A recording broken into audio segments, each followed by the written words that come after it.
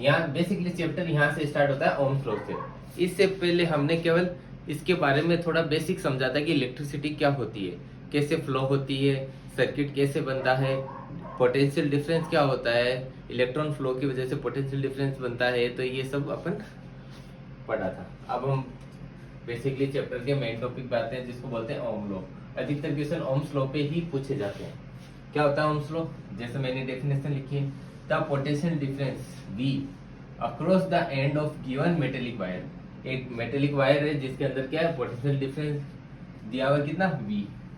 एक वायर है जिसके अंदर पोटेंशियल डिफरेंस है V इन इलेक्ट्रिक सर्किट है बनाया हुआ है, is directly proportional to the current flowing.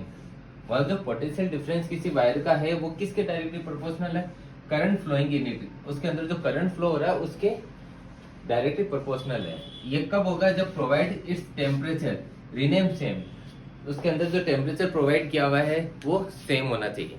मतलब एक वायर है जिसको एक सेम टेम्परेचर पे, मतलब उसका टेम्परेचर चेंज नहीं करना है वायर का, सेम टेम्परेचर में उसका कोई पोटेंशियल डिफरेंस है V। एक सर्किट है उसका पोटेंशियल डिफरेंस V हो गया। और यदि उसके अंदर यदि करंट है वो क्या होता है, उसके डायरेक्टली प्रोपोर्शनल होता है।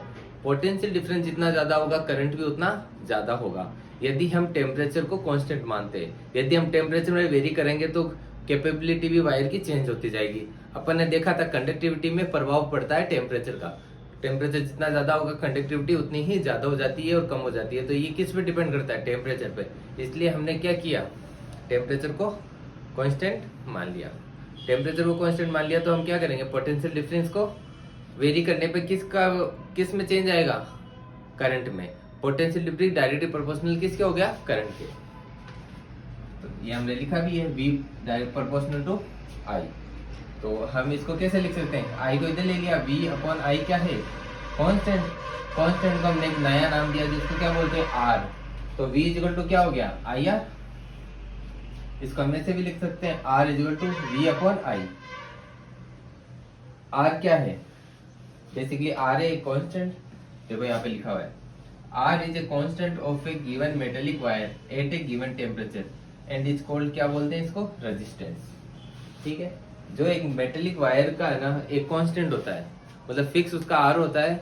हर वायर का, हर मेटल का, सबका क्या होता है, एक फिक्स R होता है।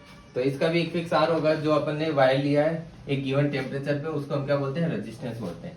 अब रेजिस्टेंस क्या होता है, रेजिस्टेंस एक प्रॉपर्टी होती है, देखो, it is a the property of a conductor. एक कंडक्टर की प्रॉपर्टी होती है to resist the flow of charges in through it. मतलब कि रेजिस्टेंस एक तरीके से क्या होता है, रेजिस्ट करता है यानी रोकता है किसको, फ्लो ऑफ चार्ज यानी इलेक्ट्रॉन के फ्लो को रेजिस्ट करता है, मतलब उसको रोकने की कोशिश करता है।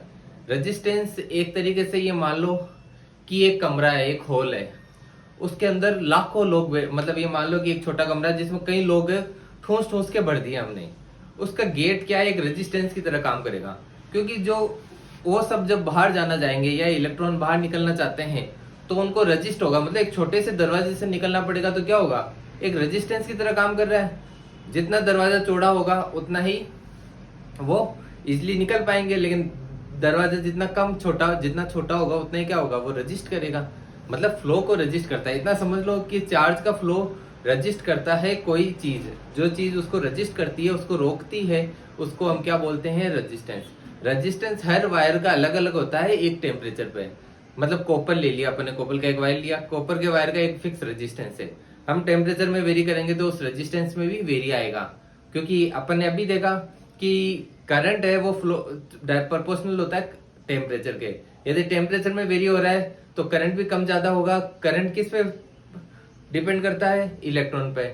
और इलेक्ट्रॉन के प्रभाव कम ज्यादा होंगे यानी रेजिस्टेंस भी कम ज्यादा हो रहा है। इलेक्ट्रॉन इजिली मूव कर रहे हैं यानी उसका रेजिस्टेंस कम है। यदि उसका रेजिस्टेंस ज्यादा होगा तो इलेक्ट्रॉन भी क्या होगा, धीरे धीरे मूव करेंगे। आ रहा समझ में, रेजिस्टेंस क्या होता है, बेसिकली रेजिस्ट करता है किसको, फ्लो ऑफ चार्जेस को। ये किसकी प्रॉपर्टी होती है, कंडक्टर की प्रॉपर्टी होती है। बस इतना समझ लो। इसकी ऐसा यूनिट होती है ओम, जिसका एक सिंबल होता है। ओम का एक सिंबल है, ये सिंबल कैसा है, ग्रीक वर्ड में एक सिंबल है। तो ओम को ऐसे भी लिख सकते हैं और ये सिंबल के थ्रू भी लिख सकते हैं। तो R इक्वल टू क्या हो जाएगा, V अपॉन I। V क्या है, वोल्ट। अपन ने देखा था पोटेंशियल डिफरेंस किस में मेजर होता है, V में। आई क्या है, करंट, जो कि मेजर होता है एम्पियर में। तो एक रेजिस्टेंस, रेजिस्टेंस का सिंबल है, एक रेजिस्टेंस क्या हो गया, वोल्ट पर एम्पियर। और इसको ऐसे भी लिख सकते हैं, current is equal to V upon R। मतलब कि बेसिकली जो पोटेंशियल डिफरेंस है वो डायरेक्टली प्रोपोर्शनल होता है एक उसमें जो करंट फ्लो हो रहा है उसके, और जिसके अंदर हम क्या मान के चलेंगे कि जो टेम्परेचर है वो रिनेम क्या है, कांस्टेंट है, टेम्परेचर में चेंजेस नहीं आ रहा है। आई थिंक आपको ओम्स लॉ समझ में आया होगा।